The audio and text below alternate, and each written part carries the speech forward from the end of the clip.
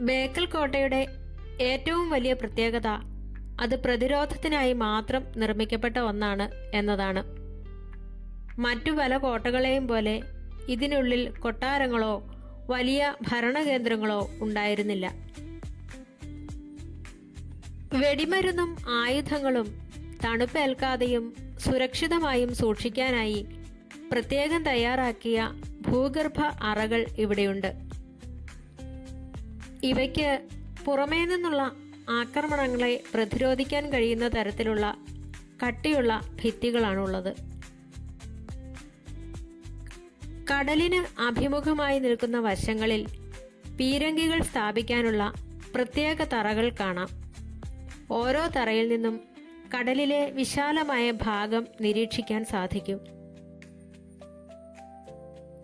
കോട്ടയുടെ മതിലുകളിൽ പല തട്ടുകളിലായി സുഷിരങ്ങൾ കാണാം.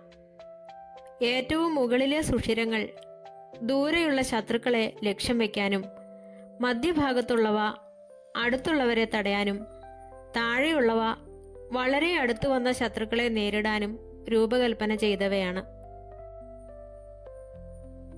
തുളുനാടിന്റെ പ്രതിരോധത്തിനായി നിർമ്മിക്കപ്പെട്ട ഈ കോട്ടയുടെ ഭൂരിഭാഗവും കടലിനോട് ചേർന്ന് നിൽക്കുന്നതിനാൽ കടൽ വഴിയുള്ള അധിനിവേശങ്ങളെ തടയാൻ ഇത് വളരെ അനുയോജ്യമായിരുന്നു.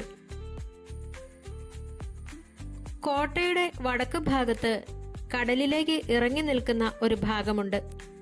ഇവിടെ പീരങ്കികൾ സ്ഥാപിച്ചിരുന്നു.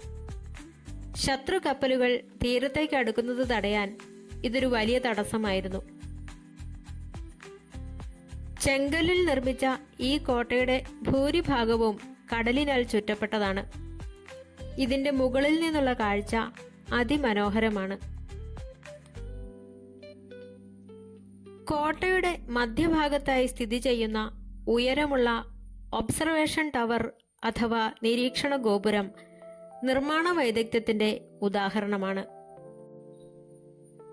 ഇതിന്റെ മുകളിൽ കയറിയാൽ അറബിക്കടലിന്റെയും ചുറ്റുമുള്ള ഭൂപ്രദേശത്തിന്റെയും